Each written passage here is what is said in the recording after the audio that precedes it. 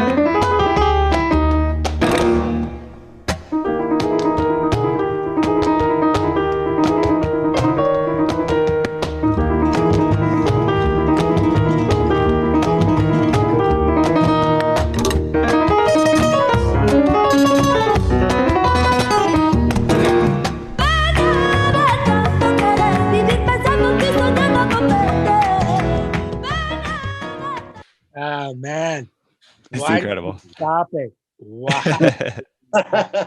No, it's enough. It's enough. It's enough. This is a really old recording. This recording is made back in the 90s. So I make this recording in Madrid in 90. I remember in 95. In 95. Wow. Yeah. And I can tell you the piano is a Kawai grand piano. I can't remember exactly the model, but it's a Kawai. It's a grand piano, and this is recorded with condenser microphones. These are recorded with condenser microphones, and I think I can remember very well. But I think that microphone was placed close to the hammers and the string, because of this sound that you can listen. It's like a punchy sound. I don't know what do you think, but Hey. I remember it's something like that. What I'd like to do right now is any comments that you have about that piano that you came up with there at home, go ahead, just put them in the chat. Tell what you thought about the piano. We've got a few, but I really want to hear like a consensus. Yeah. A consensus. Let's take it a vote here, or at least between a couple of us. Should we talk about that piano first, or we should listen to a different kind of style of piano next and then compare the two? Let's listen to the okay. Let's listen to the next example. All right, sounds good. Yeah. I'll share my screen again. Okay, and this is called Alegría Callada, and we'll take a listen to this one.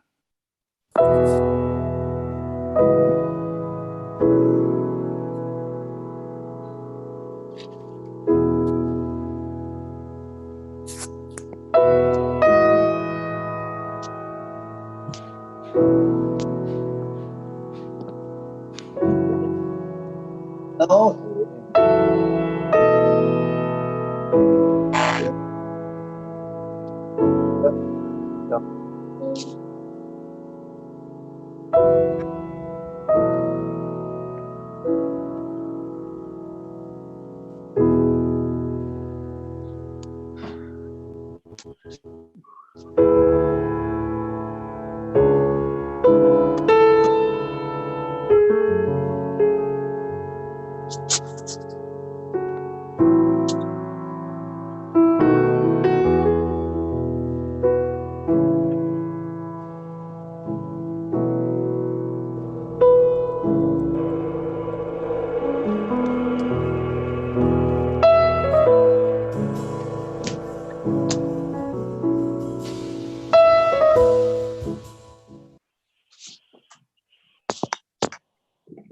And if required, we can go back and check those out again. But again, like put your comments in the chat, and I think maybe it makes sense right now to just go back and read some of the comments that people made about the piano sound. Right? Sound good, David?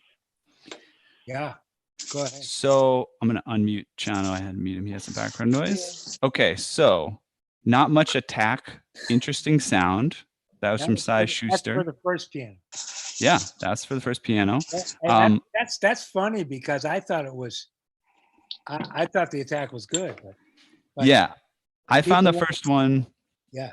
For the first one, some of the notes I made previously kind of, and the music gives you a feel for this, but I also think the piano had the feel of sort of more biting, more percussive, more abrasive. A word, Yeah. chunky was a word that came to my mind for just even the sound of the piano tones.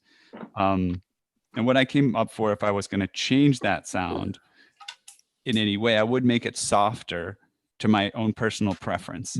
But it's interesting the content of the sound of the piano used in that particular recording. Wow. So yeah, go ahead, David. Well, endless are the arguments of majors because other great, like Scheiss, Lieberman says, breath and not bright enough. I kind of agree on the compression. Actually, I do agree on the compression. Too compressed, little bit I had that. but I thought it was plenty bright. Personally, that was my. But it could have been more bright too. That was just such an amazing piece of music. So Cy Schuster says the second piano was fuller bass. It was a fuller tone generally on that second recording. I had some issues with the tuning, but generally a good tuning. Mhm. It's so fascinating to do this and to hear the difference. Do you have another track? Do you have a more recent track, Ethan, that you can play? Let me list the names of the tracks that I have on hand here and see what if Chano has any input on which one to play. So I have Serpent's Tooth, I have Alma de Mujer, and I have Alegría Callada. We just listened to that actually. Oh, Retaila. Retaila, yeah. Retaila, yeah. Which one do you think would be a good one to play? You can play Retaila. Retaila, okay, sounds Retaila good. is more like a more flamenco stuff. Before you play it, Ethan, Yeah. Kevin Clem, which your 11:15 chat room comment, which piano were you referring to? Just tell me in the chat room, brother, and let's hear this. Let's hear this other cut. Really excited.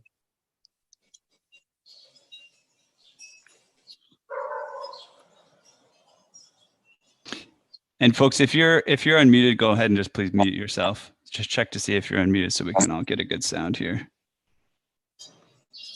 All right, here we go with Retaila.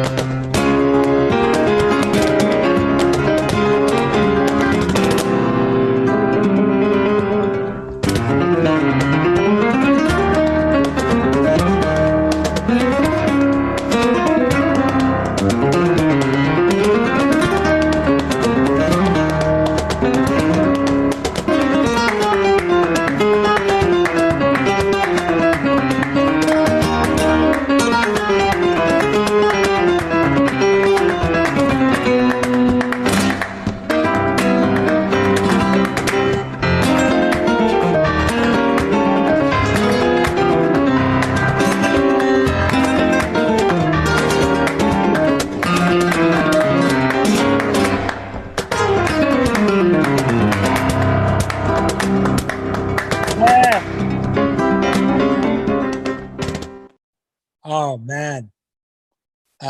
For me personally, that piano sound kicks the other two piano sounds ass deeply. That's an insanely good piano sound for that tune. What an insane tune, Chano. My God. Yeah, really amazing. So I'd love to hear comments for that. You know, that piano, I think that piano is the same piano that you heard in the first track. It's the same piano. All right. Yeah. In different contexts because Wow. Seriously? Wow. Yeah, it's the same. It's the same piano. It's the same session, but in this tune, I'm playing with a flamenco guitar player. In fact, he's one of the best flamenco guitar players ever. Is called Tomatito. He was playing for years with Camarón de la Isla. He was accompanied to the famous flamenco singer Camarón de la Isla. So this is a bulería. This is a specific kind of music of my culture of Cádiz, and the rhythm and everything is like a super energetic you know, and yes, I love that piano, but I don't know how are you listening in your house, because here I am listening in through my iPad, and all the sound is like it's super bright. I cannot appreciate the real sound because of this device that I have. The iPad is everything that Ethan is playing is like super bright to me here. But, right. Wow, that's the little teeny speaker. That's the little teeny speaker on your iPad. When you listen to that, I listen to all those cuts on earbuds, and they sound incredible. Oh, okay. Oh yeah, yeah, they're beautiful. Definitely, the sound's coming through, and the sound. By the way, Chano, just so you know, the sound that I'm sending out to the people who are listening, it's coming through directly from my computer. That sound, so it should come through pretty high quality. Yeah. And if you guys are at home wearing earphones, if we do end up playing a track, you should get a pretty high quality audio through headphones. Okay. So, two things, Ethan. Kevin Clem says about the first recording of this piano that it almost sounds like the way they mic'd Oscar Peterson's piano, percussive and close microphones. That's what I thought, Kevin. Yeah, that was very close, and it was like, bam, it did have that pop. So, hey, every head a planet, as one of my mentors, the great saxophonist and composer Gil Malay said, Dave, every tone is subjective. Every head is a planet, man. Own atmosphere, own everything. And that's the beautiful thing we're trying to talk about today. Wow, Linda Kay, hello. It's an honor to have you here, my dear. Thank you. One of the great piano technicians in the Bay Area, in San Francisco area of the United States. That's what we're talking about here. Tone is completely subjective. And everybody has a different, like, this is the tone I love. But as Chano brilliantly points out, different, you know, and how much of it, that different tone for almost every tune. So how much of that is your intention, is kind of like the magic of your intention? Because I've seen some of the greatest classical players I know in my house, in a salon, have made this piano sound different from track to track, you know, from tune to tune. Talk about the intention of that. I want you to talk a little bit about that. Then I'll ask you a couple of more questions about rolling up to an unfamiliar piano. Go, Chano. Well, I think every pianist has a different tone, because every pianist has a different way, has a different approach into the piano. And I think we are not playing the piano with the finger. We are playing the piano with all our body. And if you see people playing as Oscar Peterson or Chucho Valdez, people who are really big people, they sound in the piano really in a certain way, because for them it's so easily to just let the arm down and have this big piano sound, and it's completely different. That I remember very well, for instance, Michel Petrucciani. Yeah. I don't know. Michel Yeah. Petrucciani. This guy was a big heart in a small body, but this big heart is getting out through his music and his sound in the piano. The tone that he got in the piano is really unique, and it's very different that other kind of guys. And I think it's you can put a piano, and then we go to play 10 different piano players, and it's gonna sound 10 different pianos. Wow. Because of the depends of the guy who is playing, and depends. You already talk about that you have some classical piano player playing in your salon, and it's completely different. The tone that one from each other, from another, that is really important. I think that makes the difference. The sound, the tone of the sound in the piano is because it's we are playing with our breathing. We are playing with all the body, but that we put the intention over the key. So let's get a hypothetical situation. Say you're doing a master class in a classroom in a university, and then you have a concert that night, and you come before the concert to the piano, and it's a challenge to make it sing, right? What's the challenge? What do you have to overcome if a piano doesn't sound or feel the way you want it to sound or feel? And what are the things that make it? Well, let's first go about touch. What makes the touch difficult to do what you want to do? And then let's talk about that for a minute. Well, of course, if you got some place and you have to play a piano that you never played before and you don't know, and it's not on tune, that is uncomfortable. Of course, if you have to play in a piano that is not well in tune, I'm gonna feel bad. But the other thing is to have the all the mechanisms working in the piano. This is so important, and to me, it's so important to have range of dynamic in the piano. So if I see the piano is not well adjusted, I'm gonna say something for sure, because I want to have as much as I can the more range. I don't know how to range that I want to have in my dynamic, the piano. Yeah, did you have something to say, brother? I was just telling him how to pronounce range. You got it correct. You got it correctly, range. Oh, okay. That's so I think it's useful to just kind of I think part of what's great about this conversation is that there's always different ways that the pianist communicates than the piano technician communicates. And so a piano player saying, the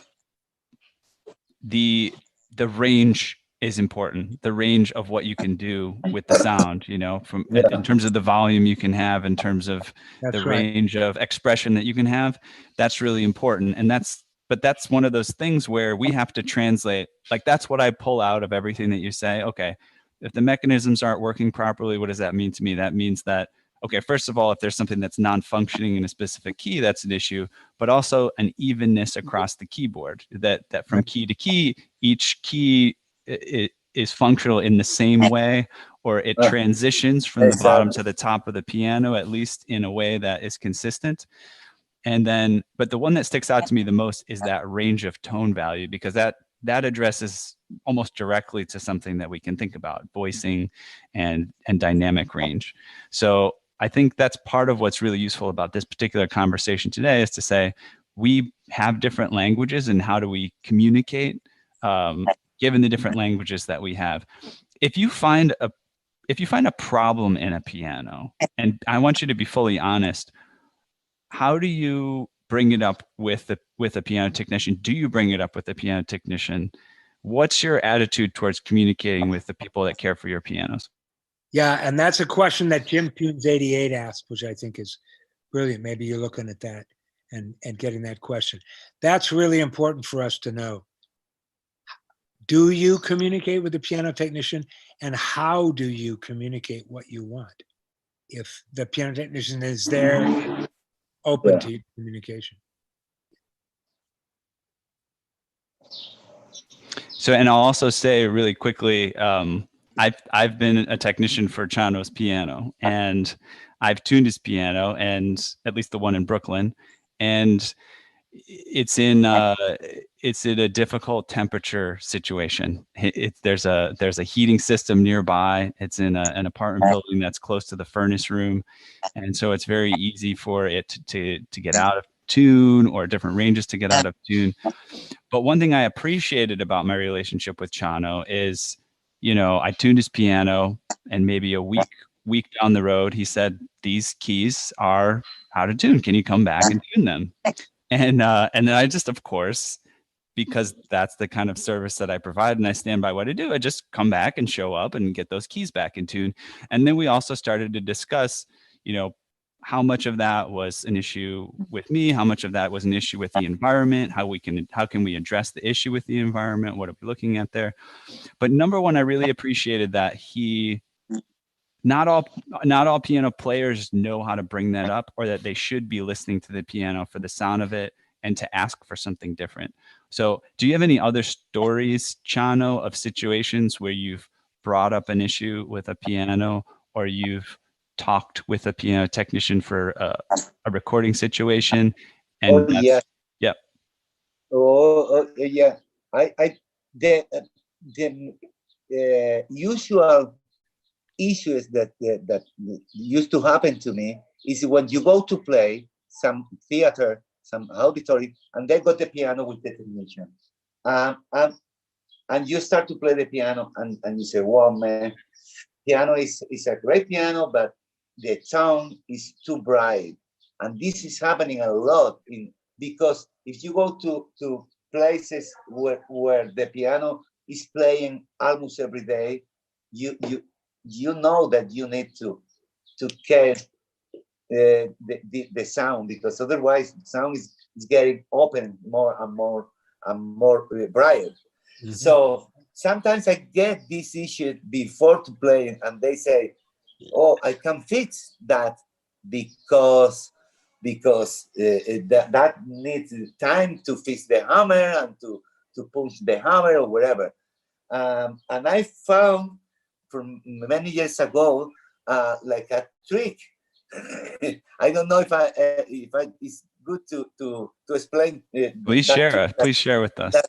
I learned it from a piano tuner in Spain many years ago. So the thing is, if you find a piano that you have to play and the piano is too bright, you can put a card or two cards in the left side of the piano. When you put the third pedal in, and you put the card inside, and you get all the hammer a little bit back, a little bit moving, and I think really this trick is really good, because sometimes you go to play at a jazz club and the piano is like a bling, bling, bling, bling, bling, and you say, "Well, can you fix that?" And the technician say, "No, it's impossible. I can do that in 1 hour." So this is this kind of solution that I really appreciate, that happened to me more than the one. And you know, I remember that. I remember that. So this is a constant paradoxical situation, because the right answer for that piano technician was, the reality is you can make a big difference. Yes, that trick works. I've done it a dozen times in my career. in a studio or in a live situation where the piano Exactly. was screaming and there was straight Exactly. cuts in the hammer. And you just move it over about a millimeter and voila. Well, Well, totally different sounds. that's right. It's a triage thing. It's not really an answer, but it is an answer for an emergency. The real Yes. answer is, of course, I can take the attack, take the dog whistle out of that attack by, not even pulling the action, just do some chopstick voicing, either angel shot or this technique that Udo Steingraber taught me. But it can be changed. And that's part of what we're talking about is communicating with the piano technician. I'm going to bring somebody, a dear beloved friend of mine that tunes for many recording studios and venues, but has a story to tell us about a classical player, world famous classical player named Jeremy Denk, who played at this venue in Santa Monica, California. Carl Lieberman, my brother, are you unmuted now? I am unmuted. And yes, I had the honor of Jeremy Denk played at the concert hall where I worked last year. And I did my normal 2 p.m. tuning, and then he came and did his rehearsal. And then afterwards, I talked with him before doing the final touch-up tuning. And, any problem with the piano? And he said, well, what he didn't like about it, he said it was fun, okay, but he played each individual note. And for him, the slight variation between just the sound of each note, he didn't like that. It's like my unisons weren't consistent enough. It's not that there were terrible inconsistencies or real voicing issues, but for him, it wasn't even enough from note to note, which was really interesting to get that type of feedback from a player like that. Right. So I filed that away. I did my touch-up tuning. There wasn't much I was going to do, but then I guess in some way I didn't instill enough confidence in him. He said, listen, I want you to stay backstage in case I need you at intermission. And I said, oh, of course, I'm happy to do that. And when he came off at intermission, I said, any problem with the piano? He said, no, it's fine. So, but it was interesting to get his feedback. He wanted a real consistency from note to note in the tonality of it. And Carl, do you think it was the unisons, a combination of the unisons and I think in a way I'm not fussing that last little bit on my unisons to really try and make them have exactly the same sound from note to note. I just want them to be clean and solid. And for someone like him, that wasn't good enough. My unisons weren't good enough for him. Do you think it had to do with attack voicing, with just subtle changes in the tone of the attack on low volume, which is I just think there's a way when you really are doing the final thing on a unison where they all kind of have kind of an even kind of decay to them, and I don't tend to fuss on that last little bit as much as maybe you do, David. Yeah. That's important to me. Is to have the same, what they used to call attack envelope in the digital or analog synthesizer world. It's very important. It's very important for me. But tell me how you approached that, Carl, as far as your context, your state of being. Well, I'm always happy to get feedback from the pianist. I mean, lots of times, pianist just says it's fine. Some pianists, this guy, Jonathan Biss, who's an incredible, he actually had his iPhone there during rehearsal, and string by string, he sent me a text in the shift position. The left string on this note is bothering him. And so I was able to go in and do like a little bit of voicing before the concert. I really appreciate the feedback I get from, I'm not, I would love every pianist to just say, oh, you're great. The piano sounds great. I've never been happier. but that doesn't happen. But when people can give you some, these guys are much more sensitive than I am. I mean, when I can hear the feedback from really good pianists, I value it. Right. Thank you, brother. Thank you, Really Carl. appreciate that. So I really feel. Go ahead, Ethan. Yeah, I wanted to call back just because I don't think we really wrapped up the conversation about the 2 recordings, or the 2 or 3 recordings that we talked about earlier. Yeah. I'm just wondering, Chano, if you wouldn't mind kind of giving us a reveal for yourself on how you like pianos in those different recording situations to be taken care of. Like, how do you like them to sound? I know you've talked to us before we started the call about, even down to the miking situations, but like the tone of the piano. So do you have any thoughts about those different situations we played the music in terms of what you like? Well, in the first track that you played, Solo Converte. Exactly. These are flamenco tangos, and these are really powerful music with this ensemble is like 2 percussionists, like playing cajon, 2 people clapping, and a singer. And in this situation, I need a piano who has power, really power, because in the flamenco, I think if you got a mellow piano, you're gonna be under the punch of the rest of the band, the rest of the ensemble.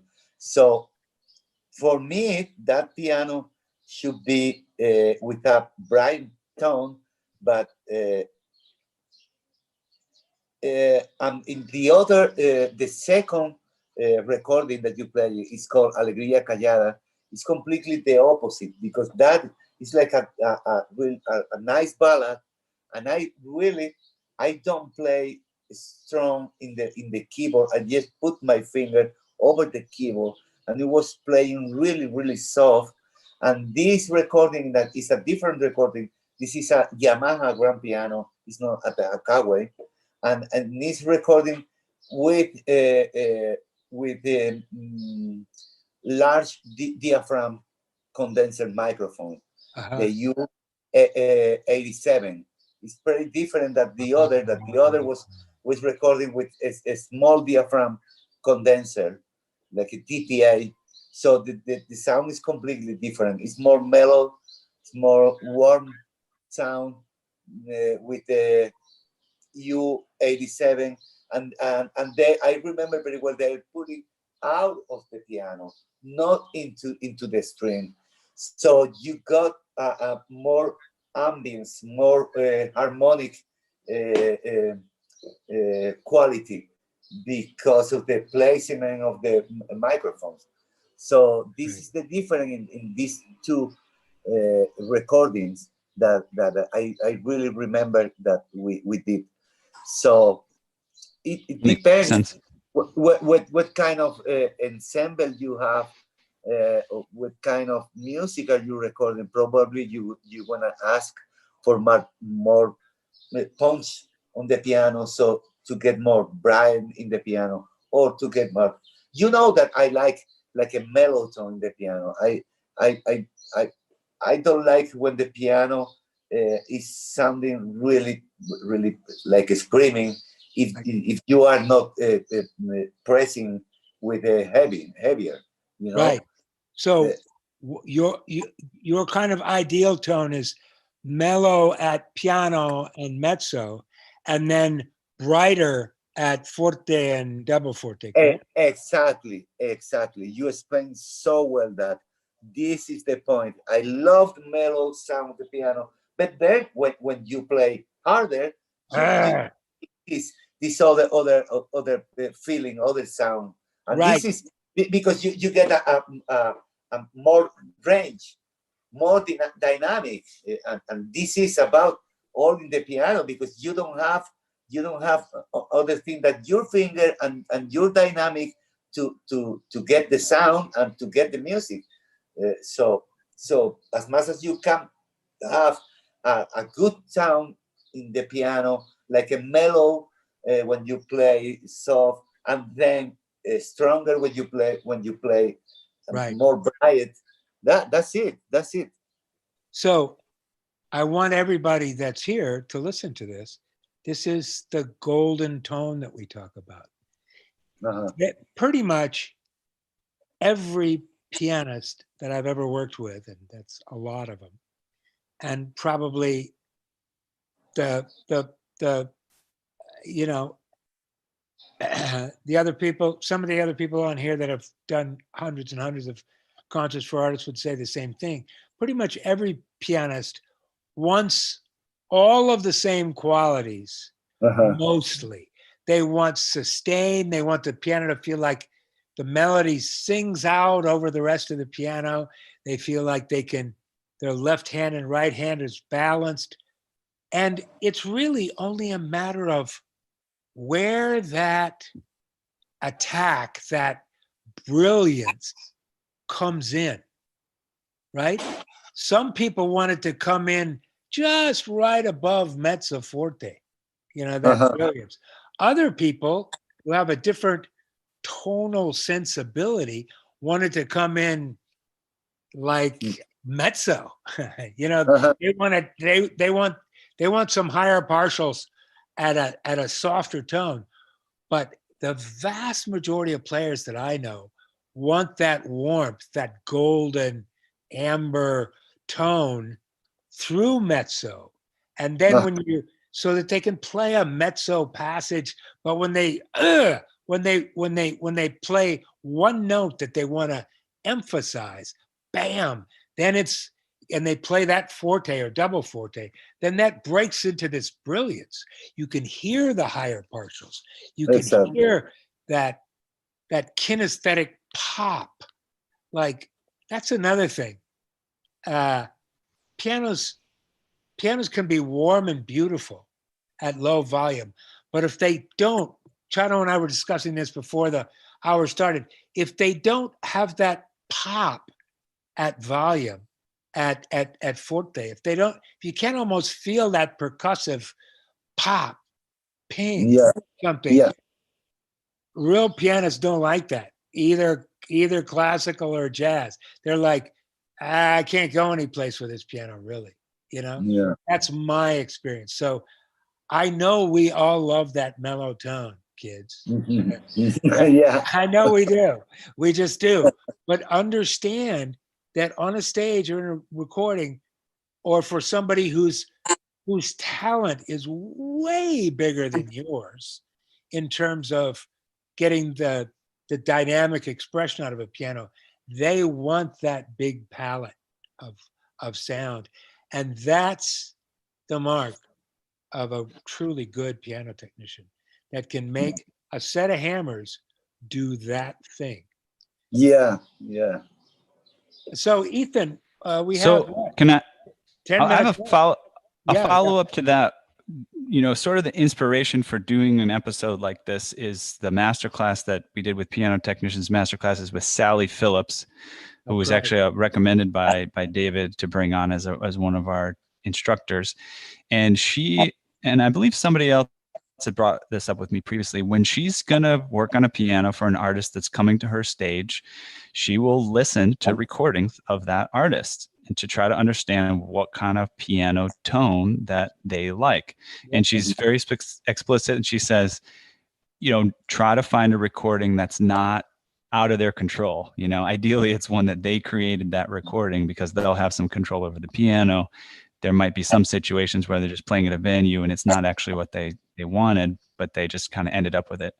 But I think in addition to what you're saying, David, of this, there's like a general thing that you want to strive for this range, and you want mellowness and at the quiet end, and you want brightness when people are playing loud. There's also these individual nuances between what a particular pianist might need. And I feel like I didn't realize that when we're having Chano on, but he's a very special example too, because of the type of music that he plays. Like, listen to how percussive the piano is on those, flamenco rhythmic type of pieces. and it's different. It's different than a different type of pianist. And so if you wanted to prepare for a recording for Chano, you'd have to think, okay, is there a ballad in here? Is there a percussive piece in here? And the percussive piece, it's almost that the rhythm, it doesn't supersede the tone, but it's almost like the tone needs to support the rhythm more than just take a back seat.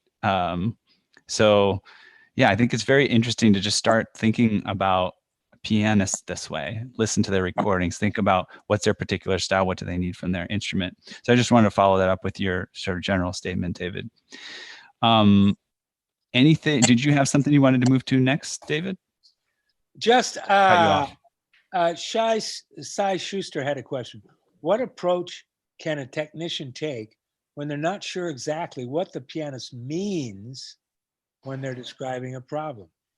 That is a great that is a great question, because, well, let's just kind of pinpoint Chano.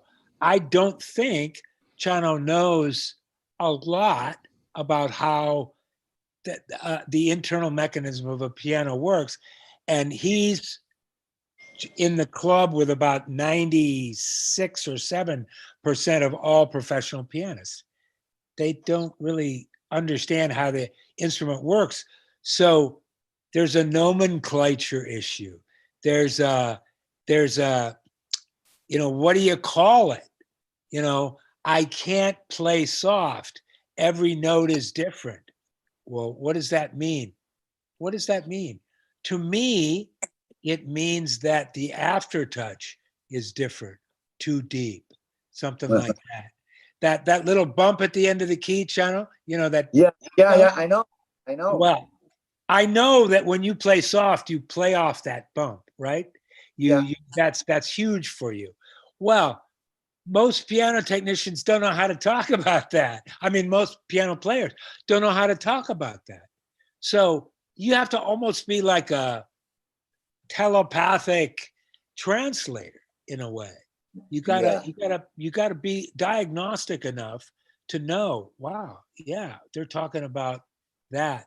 Or you can't be afraid of the artist.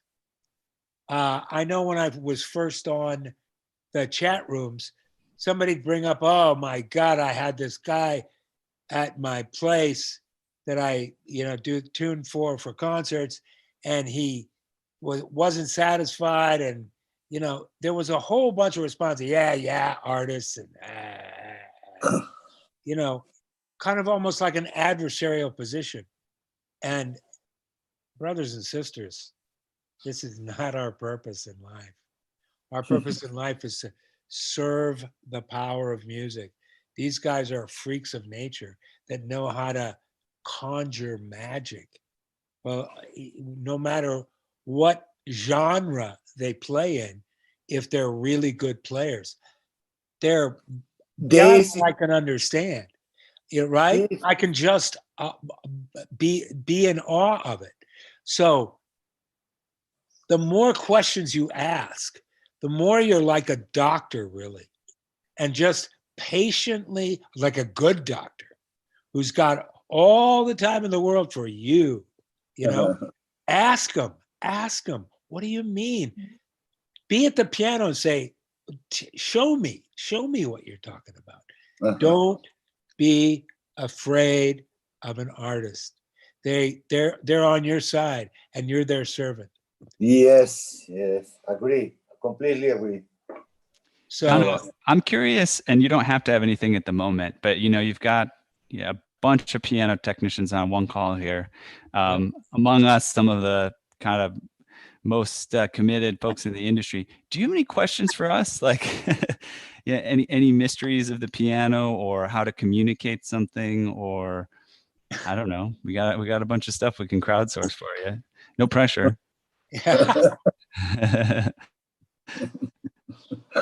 Or something you want to say to piano technicians in general. Something about how they affect your life and what your relationship has been with them over the past. Well, we need you. Piano players need to have around a good piano technician. Otherwise, you're gonna play because we are players and we go to different places for playing.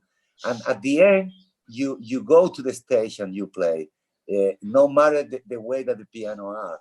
But you try to fix the problems that you see when you go to make the sound check.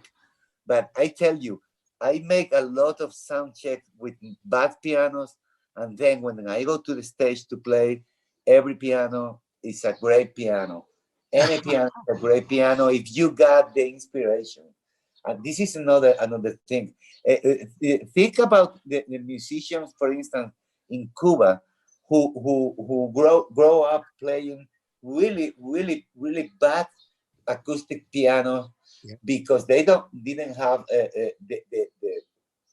the access, the access to have new pianos, a good piano, and or even good piano. Cuba, we have one of the best piano players in the world, and they grow up playing really bad pianos and tuned pianos, and you know, at the end, it's the musician who makes the piano sound in a way. You can have the best piano in the world, and if you are a bad musician, the piano is gonna sound terrible. And you can have a bad piano, but if you are a good musician, you're gonna have something in your hand. Wow. I think that at the end, you know, when you go to the stage for playing, you can ask, you can be really tricky about this note is not the same that the other one.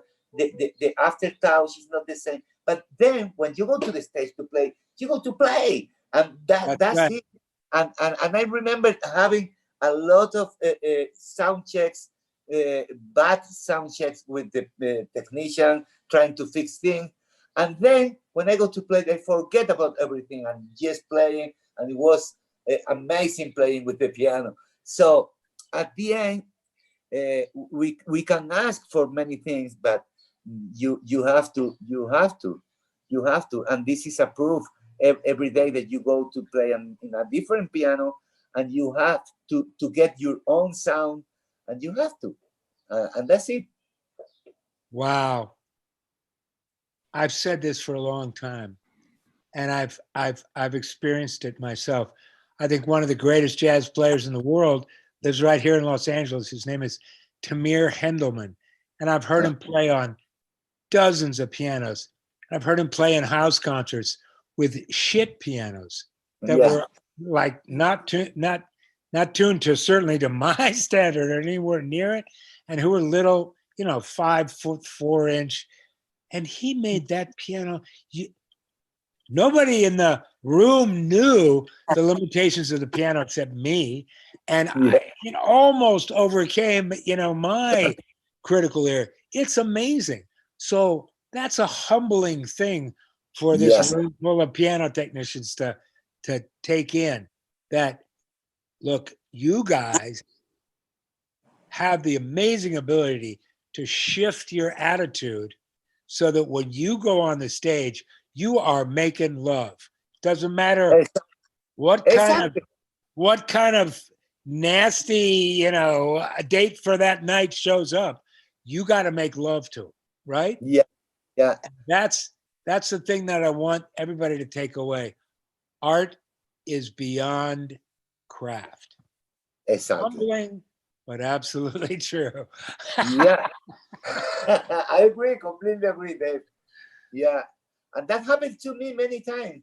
That happened to me, this feeling that you're gonna play in a shit piano, and then when you play it, you get fun, and you don't remember that was a shit piano. That was a fantastic piano, because I have a piano for playing, and this is fantastic. This is that's it. I always go to the stage with this feeling. I have to play, I have to enjoy, and I have to enjoy the audience, and I'm gonna play. It doesn't matter if the piano, the aftertouch is not well done, or the tuning is not perfect, or you have to play, or if it's too bright, or if it's too mellow, you have to play at the end. and that's it. And I started to play, as I say, many sound checks with a sheet piano. And then when I ended the concert, I thought, well, that piano is nice. You can play on that piano. You can make music. You can make love. You can share your feeling with the people through this piano. So I really appreciate. Hey, Chano, this has turned into one of, I think, the best dialogues we've had. And I'm really, really, really, really happy to meet you and to hear you. And we'll have you back another time for some other continuation of this dialogue. Mr. Anytime. Oh, thank you, brother. Anytime, thank you very much. It's a big pleasure to meet you. And thank you, Ethan, to make this happen. And yeah, I'm glad, man. I'm here anytime. Right. Really, really, really great to meet you. Great to meet and sharing my experience with you guys. Yes, it's my pleasure. My pleasure. Take care, everybody. Take care. Yeah. Sounds good. You want to wrap it up? Yeah, we put the feedback link in the chat there. So if anybody wants to provide your feedback for this particular episode, we'd love to hear your feedback. And all those people on this call and spread the word to your friends. If you have a pianist that you have a great relationship with and you want to bring, suggest that we bring them on Piano Tech Radio Hour to help us, talk about the communication between pianists and technicians, I think it's a really great and it's a wonderful opportunity that we have in this format because we can't always ship a great pianist into a convention or something and have them talk for an hour, and we can't ship everybody's favorite client into to have them talk to everybody. But here online we can bring in so many interesting voices, and this particular topic, communication between the pianist and the piano technician, I mean, it's central to our careers, really. We need to know how to treat the piano, but we need to know how to treat the client and the player even more so, because that's the end goal. So those are my closing words. Just appreciate all you that have been here, and I think it shows your dedication to your craft for being involved in an incarnation of Piano Tech Radio like this. Anything else to say, David?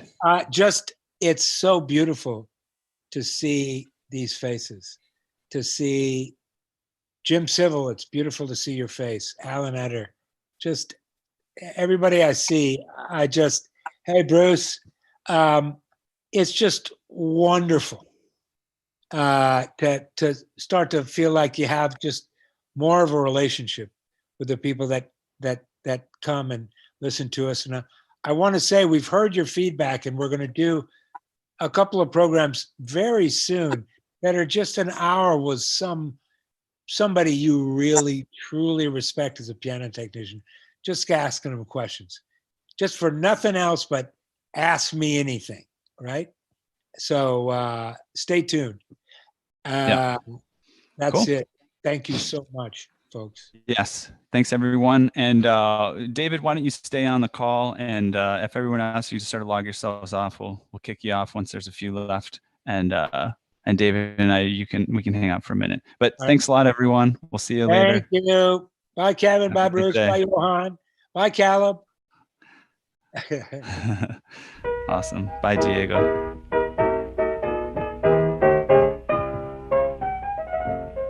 Thank you so much for giving us an hour of your time. Remember that you can catch us live online every Saturday at 2 p.m. Eastern Time. That's right.